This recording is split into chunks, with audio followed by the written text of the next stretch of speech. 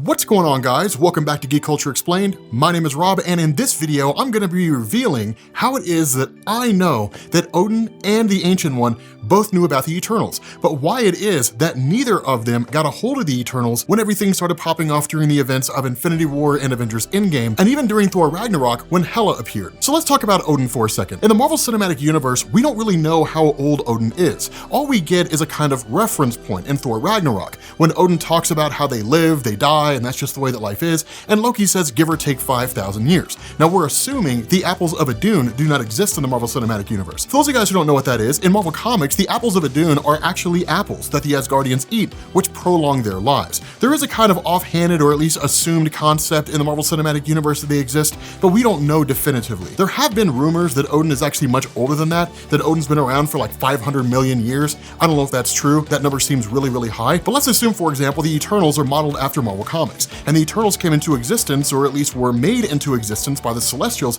some 30,000 years ago. Well, that would mean that they existed 25,000 years before Odin was essentially Odin, or possibly even born. But even if that's the case, Odin would still have to know that they exist. How? Because of Heimdall. Heimdall sees everything. And when I mean everything, I mean everything. Everything from the individual person who's doing something to everything going on in the world at the same time. And even if the Eternals had been hiding their identities from the world, there had to be a few instances when they slipped up, which makes me think that Heimdall knew that they existed. Heimdall, of course, would tell Odin this, and Odin would in turn realize this was the case, which begs the question, why didn't Odin intervene? We'll answer that here in a minute. Now let's move to the Ancient One. The Ancient One, of course, was the Sorcerer Supreme who existed before Doctor Strange. Before the Ancient One was Sorcerer Supreme, we don't definitively know who it was, but we do know the original Sorcerer Supreme was Agamotto, some however many number of years ago. We're not really given a definitive time frame there. But the overall gist of this was up until her death, the Ancient One was the foremost authority on mystic arts, meaning the Ancient One seemingly kind of knew everything that was going on.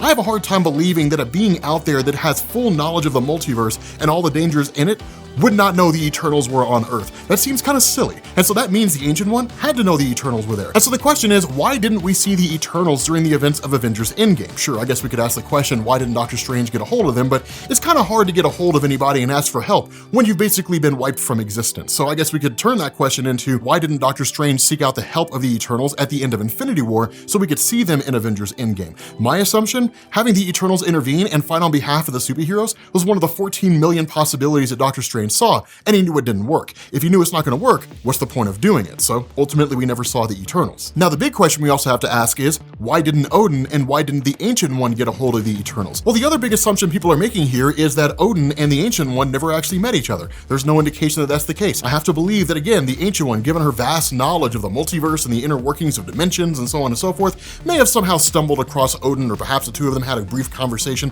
Don't really know. Maybe something akin to the same way that Thor met Doctor Strange, or Loki met Doctor Strange, and then he sent Loki flying through those portals. That was amazing.